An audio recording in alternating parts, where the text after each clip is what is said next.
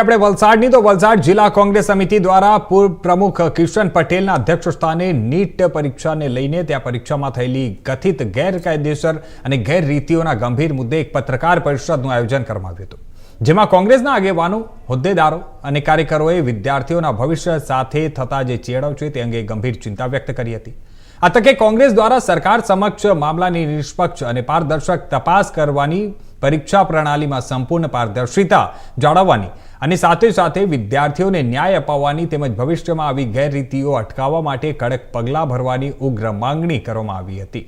આ ઉપરાંત જણાવી દઈએ કે કોંગ્રેસે જાહેરાત કરી હતી કે હવે પછી છાત્રો કી ગુંજ નામથી વિશેષ અભિયાન શરૂ કરવામાં આવશે।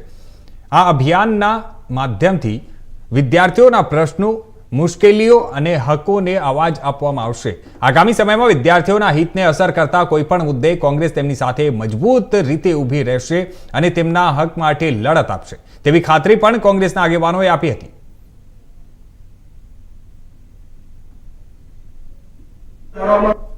આપ જાણો છો કે સમગ્ર દેશમાં છેલ્લા સમયથી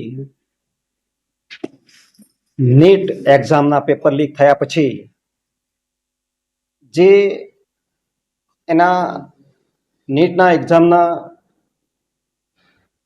વાલીઓ હતા કે સ્ટુડન્ટ હતા, એ લોકોને જે આખા દેશમાં પરિસ્થિતિ ઊભી થઈ, એ પરિસ્થિતિમાં આપ સમજી શકો છો કે જેઓ ડૉક્ટર થવા જઈ રહ્યા હોય અને એનો અભ્યાસ સામાન્ય રીતે 24 કલાકનો ઉપયોગ કરીને એક કામ કરતો હોય અને પછી જ્યારે એનું પેપર એક્ઝામના દિવસે લીક થઈ જતું હોય તો એમની દશા શું થતી હોય, એ તો માનસિક કેવી એની પીડા થાય એ જ સમજી શકે। અને એના કારણે ઘણી જગ્યાએ એવી પણ સ્થિતિ ઊભી થઈ કે એમણે જાન પણ ગુમાવવો પડ્યો। ઘણી જગ્યાએ એવું પણ સ્થિતિ ઊભી થઈ કે એ પોતાના રીતે માનસિક સમતુલા પણ ગુમાવી દીધી। આવી જે સ્થિતિ દેશમાં સર્જાય એના માટેનું કોંગ્રેસ સમિતિએ આખા દેશમાં છાત્ર ગુંજ નામનું એક આંદોલન શરૂ કરીને સ્ટુડન્ટોને જાગૃત કરીને, એ પછી પ્રાથમિક શિક્ષણનો વિદ્યાર્થી હોય કે નીટનો એક્ઝામનો વિદ્યાર્થી હોય કે પછી વ્યવસાયિક કોઈ બીજી રીતે સ્ટુડન્ટ તરીકે કામ કરતો હોય, એ બધાને જાગૃત કરીને આખા